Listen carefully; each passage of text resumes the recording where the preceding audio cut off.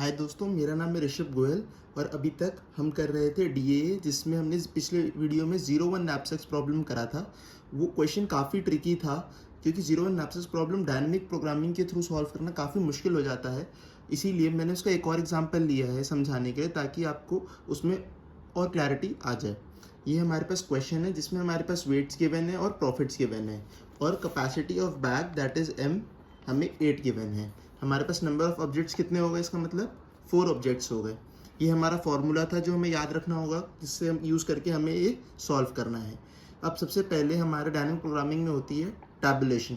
हम उसमें टेबल्स बना के ही क्वेश्चन को सॉल्व करते हैं। अब हम पहले टेबल बनाएंगे जिसमें हमारे पास 8 नंबर ऑफ कैपेसिटीज़ होगी 0 से 8 तक, और हमारे पास 0 से लेके हमारे 4 नंबर ऑफ ऑब्जेक्ट्स होंगे। अब हम इसमें पहले टेबल बना लेते हैं। मैं टेबल बना लेता हूँ फिर आपको दिखाता हूँ। तो ये टेबल हमने बना ली है। ये हमारी सबसे इंपॉर्टेंट टेबल है इस क्वेश्चन में। इसी के थ्रू हम इस क्वेश्चन को सॉल्व कर सकेंगे। टेबल बनाना याद रखें कि कैसे टेबल बनानी है। यहाँ पर हमें लेनी है हमारी कैपेसिटी वैल्यू। जैसे हमारी कैपेसिटी 8 गिवन थी बैग की, तो हमें उसकी वैल्यू कहाँ से कहाँ तक लेनी होगी, 0 से 8 तक। और इधर है हमारा ऑब्जेक्ट नंबर। हमारे पास यहाँ पर 4 ऑब्जेक्ट थे, तो हमने 0 से लेकर 4 तक ऑब्जेक्ट नंबरिंग करी है। और इधर हमने लिखा है उस ऑब्जेक्ट का वेट और प्राइस। वेट और प्राइस में सबसे इंपॉर्टेंट बात है, जब यहाँ पर आप वेट लिख रहे हो, ये पॉइंट आपको कोई भी नहीं बताएगा। अगर आपको यहाँ वेट लिखना है तो आप हमेशा यहाँ पर वेट इंक्रीजिंग ऑर्डर में लिखेंगे। जैसे हमारे पास यहाँ वेट गिवन है 3 4 6 5, बट मैंने इसको रीअरेंज करके लिखा है 3 4 5 6। ये सबसे इंपॉर्टेंट पॉइंट है, आपको वेट इंक्रीजिंग ऑर्डर में लिखना है। अगर आप इंक्रीजिंग ऑर्डर में नहीं लिखेंगे तो हम जो यहाँ पर लॉस लगाते हैं इस क्वेश्चन को सॉल्व करने के लिए, वहाँ पर आपका आंसर गलत आएगा। ये सबसे इंपॉर्टेंट पॉइंट है जो आपको याद रखना है। इसके बाद हम सॉल्व करना स्टार्ट करते हैं। जहाँ पर हमने देखा है कि जहाँ पर 0 और 0 है, वहाँ पर हमें उसके कोरिस्पॉन्डिंग वैल्यूज़ में 0 ही लिखना होता है, क्योंकि अगर हमारे पास कोई भी ऑब्जेक्ट नहीं है तो उसमें कोई भी प्रॉफिट नहीं होगा। तो इसीलिए हम यहाँ पर इस 0 के कोरिस्पॉन्डिंग सारी जगह 0 लिखेंगे। और इस वाली कॉलम में अगर हमारे पास बैग की कैपेसिटी ही 0 है, तो इसका मतलब हम उसमें कोई भी ऑब्जेक्ट नहीं रख सकते, तो हमारे पास कोई भी प्रॉफिट नहीं आएगा। तो इसीलिए हम इस रो को भी क्या लिखेंगे, 0। अब हम स्टार्ट करते हैं हमारे v ऑफ 1,1 से। v of 1,1। अब हमें निकालना है v ऑफ 1,1।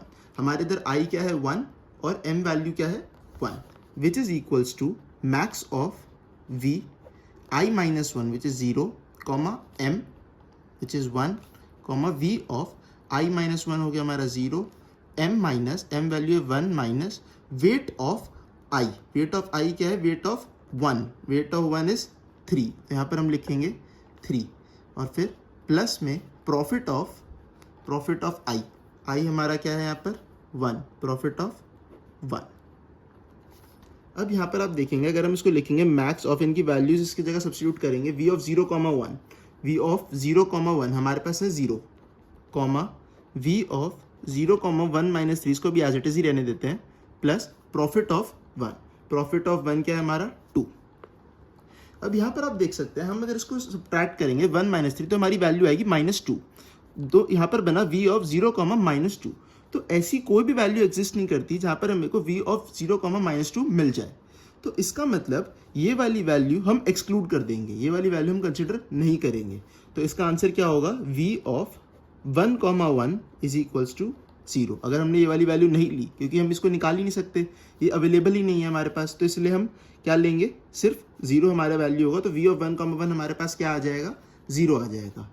अब इसको देखने से हमें समझ में आ रहा है कि अगर हमारी ये वैल्यू 1 से लेके 3 तक जाए, मतलब 1 हो जाए, 2 हो जाए, तो हमें फिर भी ये वैल्यू नेगेटिव ही मिलेगी। और इसका मतलब हमें v ऑफ 0, कुछ नेगेटिव वैल्यू कभी भी नहीं मिलेगी।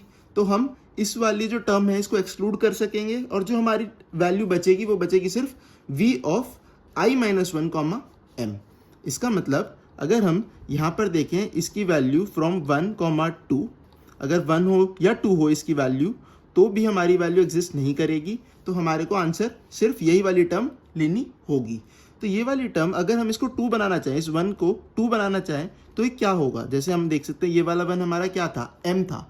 इसका मतलब अगर कैपेसिटी हमारी 2 हो जाए, m हमारा 2 हो जाए, क्योंकि हमें इसको 1 को 2 बनाना है, क्योंकि 2 पे भी ये वैल्यू एग्जिस्ट नहीं करेगी। मैं बताऊंगा वैसे भी क्यों देख रहे हैं।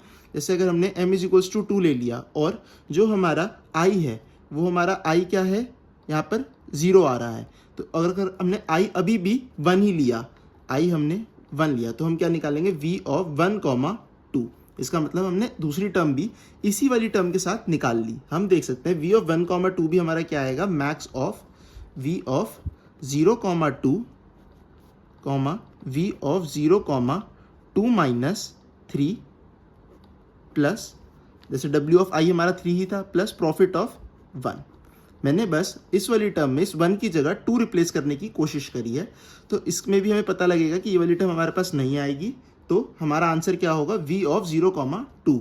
v ऑफ 0, 2 हमारे पास क्या है, 0 ही है। तो मैंने इसी टर्म से 2 टर्म्स की वैल्यूज फाइंड कर ली थी इस वाले टर्म को देख के। हम देखेंगे कि ये वाला टर्म नेगेटिव कब तक रहेगा।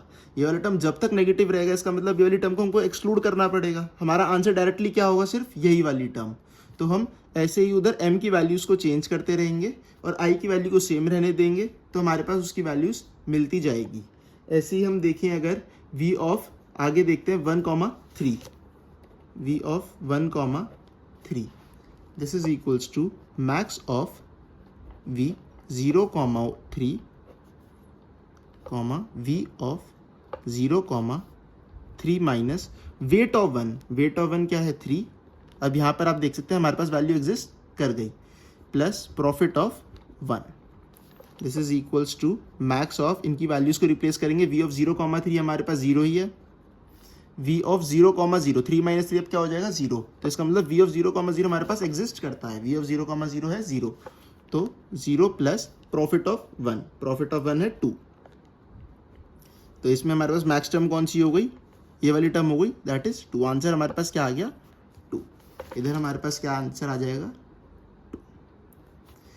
ऐसी हम और वैल्यूज निकाल सकते हैं। मैं अब आपको थोड़ा लॉजिकली करके इस टेबल को फिल करके दिखाता हूँ और फिर हम उसके बाद लास्ट जो लाइन होगी उसको हम दोबारा फॉर्मूले से ही फाइंड करेंगे, क्योंकि ये वाली नहीं तो बहुत लंबी वीडियो हो जाएगी। तो अब हम यहाँ पर देख सकते हैं, यहाँ पर हमारे पास जो प्रॉफिट आया है वो 2 आया है। इसका मतलब यहाँ पर अगर हमने ये वाला वेट इंक्लूड कर लिया होगा, जो हमने ये वाला वेट इंक्लूड करा, क्योंकि कैपेसिटी यहाँ पर इक्वल हो चुकी है, इसका मतलब हम इस वाले वेट को यहाँ पर इंक्लूड कर सकते हैं, तो इसलिए हमने यहाँ पर 2 लिख दिया। इसका मतलब अगर हमारी कैपेसिटीज़ बढ़ती रही तो हमारे पास वेट तो सिर्फ यही होगा और कोई वेट हमारे पास नहीं है ऐड करने को, तो हमारा जो प्रॉफिट है वो सेम ही रहेगा टिल दी एंड। अब हम नेक्स्ट लाइन देखते हैं। अब हमने दोनों वेट्स को इंक्लूड कर लिया है, दोनों वेट्स को इंक्लूड कर लिया है। तो अब हम अगर सिर्फ इस वाले वेट को देखें, दैट इज वेट 4 को, तो ये वाला वेट 4 हमारा कहाँ आ सकता है, जहाँ पर बैक की कैपेसिटी 4 हो या 4 से ज़्यादा हो। तो एट एग्जैक्टली 4 हम देखेंगे कि हमारा किस वाले ऑब्जेक्ट का प्रॉफिट ज़्यादा है। तो हम देखेंगे हमारे पास इसी वाले ऑब्जेक्ट का प्रॉफिट सबसे ज़्यादा है, तो हम इसी को यहाँ पर ऐड कर देंगे विद प्रॉफिट 3। उसके बाद हम इन दोनों को इकट्ठे कंसिडर करेंगे, that is weight 4 + 3 which is 7। इसका मतलब जहाँ पर 7 हो या 7 से ज़्यादा बड़ा ऑब्जेक्ट कैपेसिटी हो, हम वहाँ पर इन दोनों ऑब्जेक्ट्स को इंक्लूड कर सकते हैं with a profit of 3 + 2 that is 5। तो हम यहाँ पर क्या लिख देंगे, profit 5 at exactly weight is equals to same as 7। But अगर हम यहाँ पर देखें 7 से बड़ी कैपेसिटी करने पर भी हमारे पास कोई एक्स्ट्रा ऑब्जेक्ट नहीं है, हमें इन्हीं दोनों ऑब्जेक्ट्स को इंक्लूड करना पड़ेगा। तो हम क्या लिख सकते हैं, 3 + 2 5 यहाँ पर भी लिख सकते हैं। और अगर हमें इससे पिछली वैल्यूज ढूंढनी हो तो मैंने आपको बताया था हम कैसे लिखते हैं, इन दोनों के बीच का मैक्सिमम, इनका मैक्सिमम 0 और 2 का मैक्सिमम 2, 3 और 2 का मैक्सिमम 3, 3 और 2 का मैक्सिमम 3। ऐसे हम इन वैल्यूज़ को रिपीट कर सकते हैं। उसके बाद हम देखते हैं हमारे थर्ड ऑब्जेक्ट। अब हमने थर्ड ऑब्जेक्ट भी इंक्लूड कर लिया है। अब आप देख सकते हैं यहाँ पर जब हमने जो इसको वेट को इंक्रीजिंग ऑर्डर में लिखा था, उससे हमें क्या बेनिफिट हुआ है, उससे हमें ये बेनिफिट हुआ है कि हमें जो अगर हम जब 5 को इंडिविजुअली इवैल्यूएट करेंगे तो हमें 4 और 3 को अलग से इंडिविजुअल इवैल्यूएट करने की ज़रूरत नहीं पड़ेगी, क्योंकि हमने उनको पहले ही कंसिडर कर लिया है और उनका वेट 5 से कम ही है। तो इसका मतलब हम 5 से कम में यहाँ पर जो भी उनकी वेट की वैल्यूज़ है, प्रॉफिट्स है, उनको हम एज इट इज़ नीचे लिख पाएंगे। वो इसीलिए हो पा रहा है, वो बेनिफिट हमें इसलिए मिल पा रहा है ताकि हमने वेट्स को इंक्रीजिंग ऑर्डर में अरेंज करा है। हम नेक्स्ट ऑब्जेक्ट 5 इंक्लूड करेंगे विद अ प्रॉफिट ऑफ 4। तो हम 5 की कैपेसिटीज़ में एक ऑब्जेक्ट 5 रख सकते हैं, या सिर्फ ऑब्जेक्ट 3 रख सकते हैं, या सिर्फ ऑब्जेक्ट 4 रख सकते हैं। बट प्रॉफिट सबसे बड़ा 5 का है, तो हम यहाँ पर 5th ऑब्जेक्ट को ही रखेंगे। उसके बाद अब हम कॉम्बिनेशंस ट्राई करते हैं। कॉम्बिनेशन है 4 + 3 दैट इज 7। अगेन 7 होने की वजह से इसका प्रॉफिट होगा 5, बट हम एक और कॉम्बिनेशन कोई 7 का ले सकते हैं नहीं, तो इसका कॉम्बिनेशन इधर हम लेंगे 5, 7 पे होगा हमारे पास 5।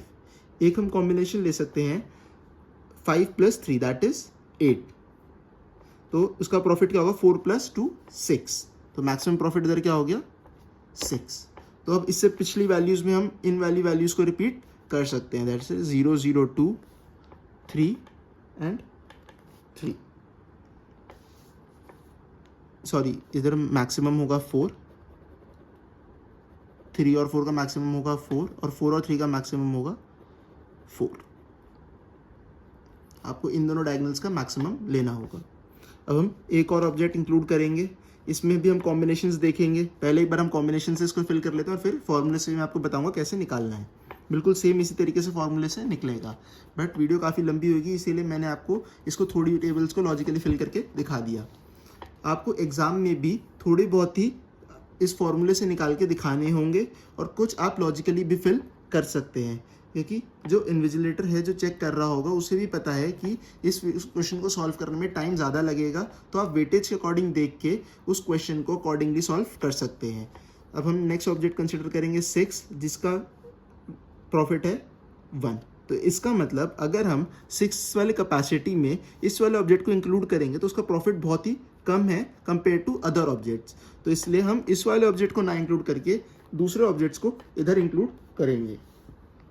दैट इज हमारा पिछले वाला ही ऑब्जेक्ट, मतलब हम इस वाले ऑब्जेक्ट को तो इस वाले केस में इंक्लूड कर ही नहीं रहे हैं, तो हम इससे पिछले वाले केस का ही जो प्रॉफिट होगा उसे यहाँ पर ले लेंगे, क्योंकि हमने यहाँ पर तीनों वाले केस इवैल्यूएट करे थे, तीनों ऑब्जेक्ट्स लिए थे, तो उसमें सबसे ज़्यादा मैक्सिमम 6 कैपेसिटी पे क्या आ रहा था प्रॉफिट, दैट इज़ 4। तो इसका मतलब यहाँ पर भी हमारे पास क्या प्रॉफिट आएगा 4। यहाँ पर 4 क्यों आएगा, क्योंकि 6 अगर हम कंसिडर कर रहे हैं तो उसका प्रॉफिट 1 है जो कम है, तो इसका मतलब हम इस ऑब्जेक्ट को नहीं लेंगे, हम इन तीनों ऑब्जेक्ट में से कोई सबसे मैक्सिमम प्रॉफिट वाला इधर रखेंगे। वो हमने यहाँ पर रख दिया था एट दिस स्टेज, जब हमने इस वाले ऑब्जेक्ट को कंसिडर करा था। तो अब हम और कॉम्बिनेशंस ट्राई करेंगे, दैट इज 6 + 3, हमारे पास ये 9 है, तो इसका मतलब ये तो हमारे पास इंक्लूडेड नहीं होगा, क्योंकि हमारे पास 9 कैपेसिटी का बैग नहीं है। हम कॉम्बिनेशन लेंगे 5 + 4, ये भी 9 है, और फिर हम ले सकते हैं 5 + 3 दैट इज़ 8, उसका प्रॉफिट होगा 4 + 2 दैट इज़ 6। इसका मतलब हमारी जो टेबल है वो एज इट इज़ ही रिपीट कर रही है, इस वाले ऑब्जेक्ट को लेने में हमें कोई भी चेंज नहीं मिल रहा है, क्योंकि आप देख सकते हैं एंड में भी हमारे पास जो ऑब्जेक्ट का वेट था, प्रॉफिट था, वो सेम ही निकल कर आ रहा है, रादर देन अगर हमने एक और वेट को इंक्लूड करा तो उससे कोई भी फर्क नहीं आ रहा है। तो हमारी जो पिछली वैल्यूज होंगी वो भी क्या होंगी, सेम होंगी, 0 0 2 4 4 एंड 5। ये थी हमारी टेबल। अब मैं आपको एक दो इसमें से फॉर्मूले से भी करके दिखा देता हूँ। जैसे हमने अगर सपोज निकाला v ऑफ, हम कौन सा निकाल सकते हैं, v ऑफ, ये वाला निकालते हैं, v ऑफ 4,4। तो दिस इज मैक्स ऑफ। फॉर्मूले से करना बहुत आसान है, इजीली आसानी से वैल्यूज निकलती चली जाएंगी, लेकिन इसमें टाइम बहुत ज़्यादा लगेगा। इसलिए मैं आपको कहूँगा आप इसको ढंग से समझें, वीडियोस को बैक करके दोबारा देखें और लॉजिकली ही क्वेश्चन को सॉल्व करने की कोशिश करें। आप सिर्फ ये एक एक्सप्लेनेशन से इसको निकाल के दिखा सकते हैं, ताकि एग्जामिनर को समझ में आए कि आपको क्वेश्चन सॉल्व करने का तरीका पता है। v of 4,4 is equals to max of v 3,4 v of 3,4 minus weight of object 4। Weight of object 4 क्या है, 6 minus 6 plus profit of object 4। अब इससे हमें समझ में आ रहा है यहाँ पर नेगेटिव वैल्यू बनेगी, तो इस वाली वैल्यू को तो हम एक्सक्लूड कर सकते हैं, इस वैल्यू को हम कंसिडर नहीं करेंगे, हम सिर्फ इसी वैल्यू को कंसिडर करेंगे। दैट इज v ऑफ 3,4 हमारा क्या है, 3,4 विच इज़ 4। अब देख सकते हैं हमने इधर क्या करा है, हमने जो पिछली वैल्यू थी उसी को नीचे एज इट इज लिखा है। हमने क्यों लिखा है, क्योंकि हमने यहाँ पर लॉजिकली चेक करा था कि 6 को इंक्लूड करने पे कोई भी टेबल में फ़र्क नहीं आ रहा है, क्योंकि उसका प्रॉफिट और बाकी से वेट से कम है और उसका खुद का वेट सबसे ज़्यादा है। तो इसीलिए हम इसको कंसिडर करने की बजाय इससे पहले बाकी और ऑब्जेक्ट्स कंसिडर करेंगे। ऐसे ही अब यहाँ पर देख सकते हैं कि ये वाली चीज़ कब तक वैलिड रहेगी, 0 से लेके दैट 1 2 3 4 5, बस 5 तक। इसका मतलब 0 से लेके 5 तक ये वाली वैल्यू हम एक्सक्लूड कर सकते हैं, क्योंकि हमारी ये वाली टर्म जो होगी नेगेटिव आएगी। अगर हम m की वैल्यूज़ को 0 से लेके 5 तक लें तो ये वाली टर्म नेगेटिव होगी, 3 कॉमा कुछ नेगेटिव टर्म जो कि हम नहीं निकाल सकते, तो हम इस टर्म को कंसिडर नहीं करेंगे। हमारा आंसर क्या आएगा, सिर्फ ये वाली टर्म। और ये वाली टर्म कैसे वेरी होगी, v ऑफ 3 कॉमा, सपोज हमने यहाँ पर अगर m 0 ले लिया तो हम लेंगे 3 कॉमा 0, फिर आएगा हमारे पास v of 3 comma 1, v of 3 comma 2। इसका मतलब अगर हम यहाँ पर लेंगे v ऑफ 4 कॉमा 0 तो उसकी वैल्यू क्या आएगी, v ऑफ 3 कॉमा 0। ऐसी अगर हम लेंगे v ऑफ 4 कॉमा 1 तो उसकी वैल्यू आएगी v of 3 comma 1। v of 4 comma 2 आएगा v ऑफ 3 कॉमा 2। ये आप देख सकते हैं 3, ये क्या है, v ऑफ 4 कॉमा 1 और 3 कॉमा 1। 4 कॉमा 1 ये है और 3 कॉमा 1 ये है। इसका मतलब हम पिछली वैल्यूज़ को ही नीचे एज इट इज़ लिख रहे हैं। इससे आप समझ सकते हैं। ये कहाँ तक चलेगा हमारा, m इज इक्वल्स टू 5 तक। m इज इक्वल्स टू 5 तक हम ऊपर वाली वैल्यूज़ को एज इट इज़ लिख रहे हैं। m इज इक्वल्स टू 6 पे क्या होगा, v 4 comma 6 which is equals to max of v 3 comma 6 comma v 3 comma 6 minus 6। इधर आप देख सकते हैं यहाँ पर 0 हो गई, तो इसका मतलब हम इसकी वैल्यूज़ को कुछ फाइंड कर सकते हैं। अब इसको हम कंसिडर करना पड़ेगा इस टर्म को। v ऑफ 3 कॉमा 0 क्या है हमारे पास, v ऑफ 3 कॉमा 0 है 0, 0 प्लस प्रॉफिट ऑफ 4 क्या है, प्रॉफिट ऑफ 4 है 1 comma v of 3 comma 6। v of 3 comma 6 की वैल्यू है 4, तो ये हो गया 4। मैक्स हमारे पास अभी भी क्या आया, 4, दैट इज यही वाली टर्म। अब आप देख सकते हैं, अब हमने m 6 लेंगे, 7 लेंगे, 8 लेंगे, तो अब हम इस टर्म को तो इवैल्यूएट कर सकते हैं और इसको हमें कंसिडर भी करना होगा, बट इसका प्रॉफिट इतना कम है कि इस वाले वैल्यू में एडिशन के बावजूद वो इस वाली वैल्यू से बड़ा नहीं आ पा रहा, तो इसीलिए हम पिछली वाली वैल्यूज़ को ही ऊपर से कॉपी कर रहे हैं। इसमें मैंने आपको बताया था कि जो भी हमारी एंड टर्म होगी वही हमारा मैक्सिमम प्रॉफिट होगा। इसका मतलब इस वाले क्वेश्चन में हमारे पास 4 ऑब्जेक्ट हैं और वेट कैपेसिटी 8 है, और इस वाली कॉन्फ़िगरेशंस में लेके हमारे पास मैक्सिमम प्रॉफिट होगा 6 एट अ कैपेसिटी ऑफ 8। जब हमने बैक की कैपेसिटी 8 ली तो हमारे को मैक्सिमम प्रॉफिट हम जो उसमें एक्वायर कर सकते हैं, उसमें मैक्सिमम प्रॉफिट रख सकते हैं, वो होगा 6। तो max profit is equals to 6। अब इसमें एक और पार्ट बनेगा क्वेश्चन का कि विच ऑब्जेक्ट्स हमने इंक्लूड करे हैं, कौन से ऑब्जेक्ट्स हमने इंक्लूड करके ये वाला प्रॉफिट अटेन किया है। तो इसको निकालने के लिए मैंने तरीका आपको बताया था कि हम देखेंगे कि ये वाला 6 हमारा किस इस टेबल इस रो में आ रहा है, और अगर ये इससे प्रीवियस रोज में भी आ रहा है तो हम इस ऑब्जेक्ट को कंसिडर नहीं करेंगे। जैसे हम स्टार्ट करते हैं इसी वाले 6 से, तो इस 6 से स्टार्ट करने पे हम देखेंगे ये वाला 6 और ये वाला 6 इस रो में आ रहा है, बट 6 हमारा पिछली रो में भी आ रहा है, तो इसका मतलब जो ये 6 है वो इस वाले ऑब्जेक्ट को इंक्लूड करने से नहीं आया, तो हम इस वाले ऑब्जेक्ट को इंक्लूड नहीं करेंगे। तो यहाँ पर ही मैं लिख देता हूँ, जैसे हमारे पास यहाँ 4 ऑब्जेक्ट हैं तो हम इस वाले ऑब्जेक्ट को इंक्लूड नहीं करेंगे। तो हमने ऑब्जेक्ट नहीं इंक्लूड करा तो इसलिए हमने लिखा 0। अगर हम इंक्लूड करेंगे तो उसको लिखेंगे 1। अब हम इस वाले 6 पे आ जाएंगे। अब इस वाले 6 से पिछली वाली रो में अगर चेक करेंगे कि 6 है या नहीं है, हम देखेंगे हमारे पास कहीं पर भी 6 नहीं है, तो इसका मतलब ये 6 हमारा कहाँ से आया है, इसी वाले ऑब्जेक्ट को इंक्लूड करने पे आया है। तो हम ऑब्जेक्ट 3 को इंक्लूड करेंगे, तो हम ऑब्जेक्ट 3 की जगह लिख देंगे 1। अब जब हमने ऑब्जेक्ट 3 को इंक्लूड करा तो ऑब्जेक्ट 3 का वेट प्रॉफिट क्या था, 4, वो हमारा 4 बैग में आ चुका होगा, तो इसका मतलब हमारे मैक्सिमम प्रॉफिट में से हम 4 कम कर देंगे और हमारे पास प्रॉफिट कितना बचेगा, 2। अब जो हम प्रॉफिट यूज़ कर सकते हैं वो सिर्फ यूज़ कर सकते हैं 2। अब इसको इंक्लूड करने के बाद अब हम इससे पिछले वाले ऑब्जेक्ट में जाएंगे और देखेंगे हमारे पास 2 है। यस, हमारे पास 2 है, और क्या इससे पिछली वाली रोज में भी 2 है, तो हम देखेंगे हाँ 2 है, तो इसका मतलब ये वाला 2 इस वाले ऑब्जेक्ट को कंसिडर करने पे नहीं मिला है, तो हम 2 को भी कंसिडर नहीं करेंगे। अब हम इससे पिछले वाली 2 पे जाएंगे। अब हम देखेंगे कि क्या इस वाली रो से पहले कहीं 2 आ रहा है, तो हम देखेंगे यहाँ पर कहीं पर भी 2 नहीं आ रहा, तो इसका मतलब हम इस वाले ऑब्जेक्ट को इंक्लूड करेंगे तो हम इस वाले ऑब्जेक्ट को अब इंक्लूड कर सकेंगे। अब हम यहाँ पर करेंगे 2 - 2 दैट इज 0। इसका मतलब अब हमारे सारे प्रॉफिट इंक्लूड हो चुके हैं, मैक्सिमम प्रॉफिट हमारा 6 आ चुका है। और अब आप 0 के लिए भी देख सकते हैं, यहाँ पर हमारे पास 0 है, इस रो में हम 0 चेक करेंगे, हमारे पास 0 है, बट हमारे पास इससे पिछली रो नहीं है चेक करने के लिए, तो हम 0 को इंक्लूड नहीं करेंगे। अब हमारे पास बचा सिर्फ ऑब्जेक्ट 1 और ऑब्जेक्ट 3, तो हम 2 ऑब्जेक्ट इंक्लूड करेंगे, that is object 1 comma object 3। Object 1 का प्रॉफिट होगा हमारे पास 2 और ऑब्जेक्ट 3 का प्रॉफिट होगा हमारे पास 4। इन दोनों का एडिशन करके हमारे पास मैक्सिमम प्रॉफिट आ जाएगा, दैट इज 6। होपफुली आपको ये क्वेश्चन समझ में आया होगा।